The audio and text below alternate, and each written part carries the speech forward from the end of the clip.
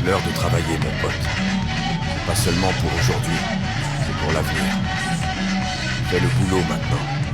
Il est temps de rester concentré. Tu le sais. Ne te laisse pas distraire par ce qui se passe à l'extérieur. Dieu travaille en coulisses, dans ce domaine que tu ne peux pas voir. Les choses ont changé dès que tu as reçu ce en quoi tu croyais réellement.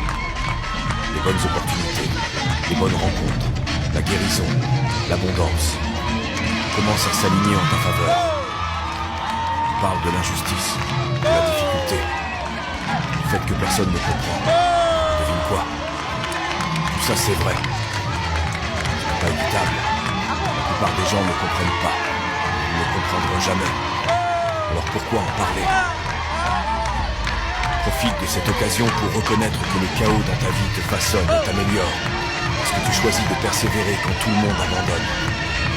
Qu'est-ce qu'un homme?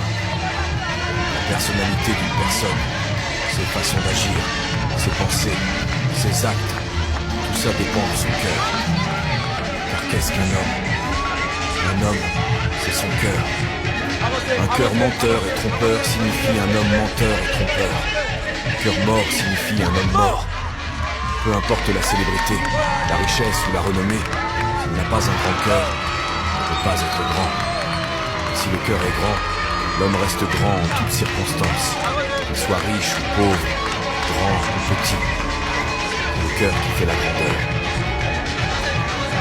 Enseigner aux gens comment trouver ce généreux moment présent et se détendre réellement dans l'inconnu, dissocier de leur corps, de leur environnement et du temps, le futur prévisible et le passé familier, ça les pousse, pour une raison quelconque, à se ressaisir. À mes yeux, cela revient à retirer toute ton attention de cette réalité tridimensionnelle. C'est là que la porte vers la création et le moment mystique commence vraiment à s'ouvrir pour les gens. C'est facile d'utiliser ton enfance comme une béquille au lieu de la voir comme un outil. Beaucoup de divorces se produisent. Les gens disent que leur famille est dysfonctionnelle, utilisant ça comme une excuse. Mais ce n'est pas une excuse valable, parce que la famille de tout le monde est d'une manière ou d'une autre dysfonctionnelle. Élimine chaque béquille, débarrasse-toi de toutes celles-ci, et dis-toi que c'est à toi de jouer. Que vas-tu faire maintenant que tu as lâché tous ces fardeaux? Blâmer les autres est juste un moyen facile de s'en sortir. Dieu dépose des rêves dans ton cœur que tu ne peux pas accomplir seul.